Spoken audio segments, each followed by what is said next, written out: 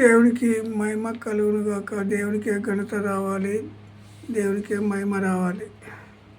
మనుషులందరూ దేవుణ్ణే కనపరచాలి.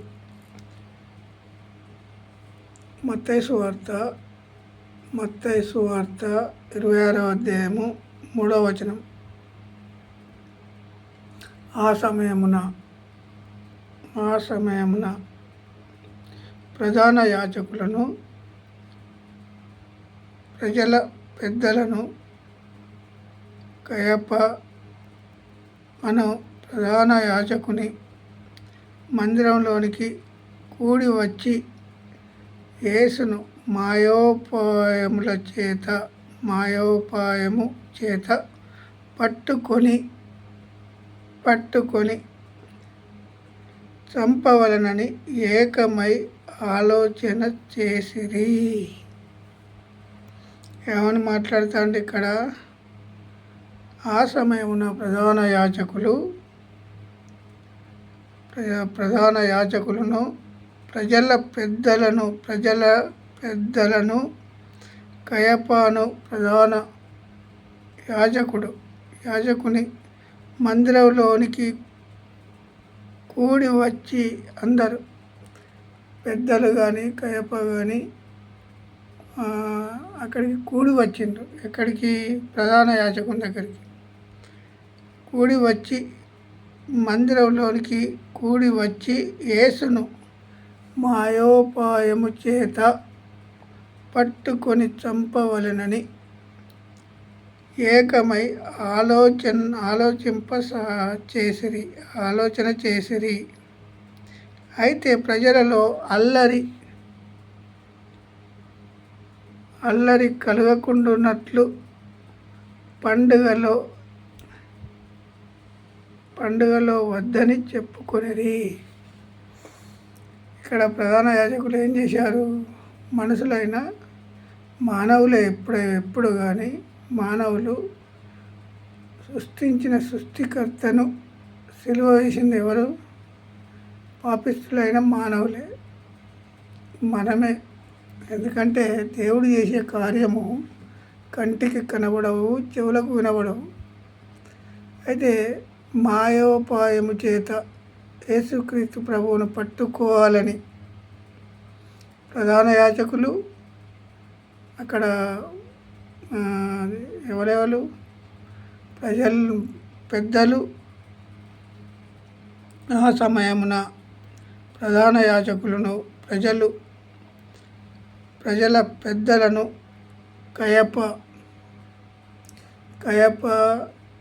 అను ప్రధాన యాజకుని మందిరంలోనికి పోయి, ఎక్కడ కూడాలి? వీళ్ళందరూ ఏదైనా పని చేయాలంటే ఎక్కడ కూడాలి? దేవుని దగ్గర, అది దేవుని మందిరంలో కూడుకోవాలి.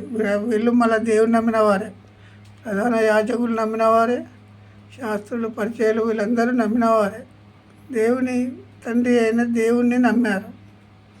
అయితే వీళ్ళు ఏమంటారు?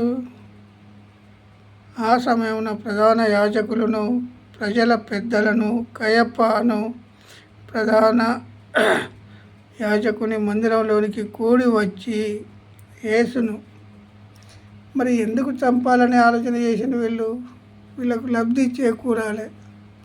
ఇప్పుడు కూడా అలా ఉన్నారు. ఇప్పుడు కూడా ఎలా ఉన్నారు? వాళ్ళకు లబ్ధి కావాలి. ప్రతి మానవునికి ఈ లోక సంబంధంగా లబ్ధి పొందుకోవాలి, ఈ లోక సంబంధంగా మాట్లాడాలి, ఈ లోక సంబంధంగా వేగిరపడాలి, ఈ లోక సంబంధంగా. యేసుక్రీస్తు ప్రభు నీతిమంతుడు.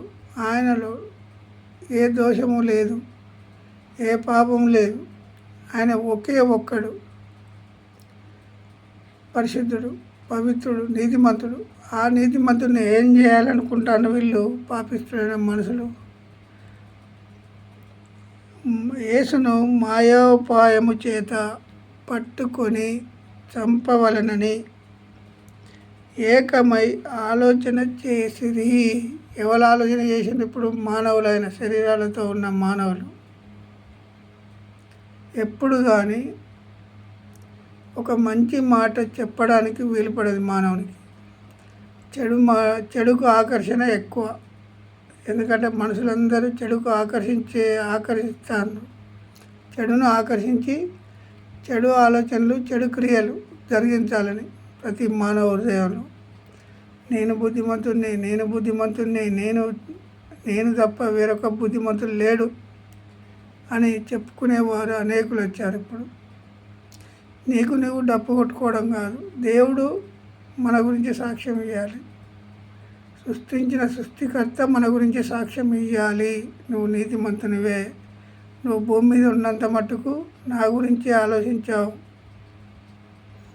సృష్టించిన సృష్టికర్తను తప్ప వేరొక ఆలోచన చేయలేదు. ఆ రాజు ఏ రాజు? మన రాజు. కానీ ఆ రాజును ఏం చేస్తాడు? సిలువకెక్కించాలని మాయోపాయము చేత యేసును పట్టుకొని చంపవలనని ఆలోచన చేయసాగిరి. ఎవరు? ప్రధాన యాజకులు, పెద్దలు, ఇంకా ఎవరు? కయపాను ప్రధాన యాజకుని యుద్ధకు పోయి ఆ దేవుని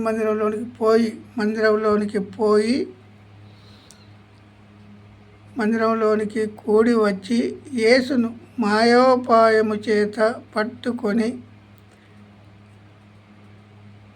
చంపవలనని ఏకమై ఆలోచన చేసిరి.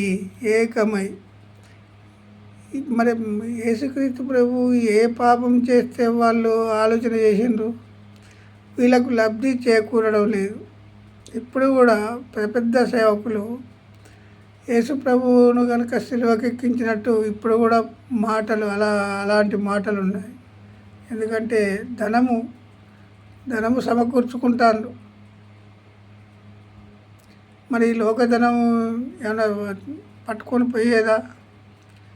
ఈ భూ సంబంధమైన వాటిని వెతికితే భూ సంబంధులు అని అన్నాడు, పర సంబంధమైనవి వెతికితే పర సంబంధులు అని అంటాడు.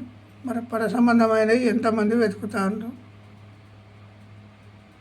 పర సంబంధమైన వాటిని ఇప్పుడు క్రీస్తుతో లేపబడిన వారైతే మీరు పైన వాటిని వెతుకుతారు అని ఉన్నది.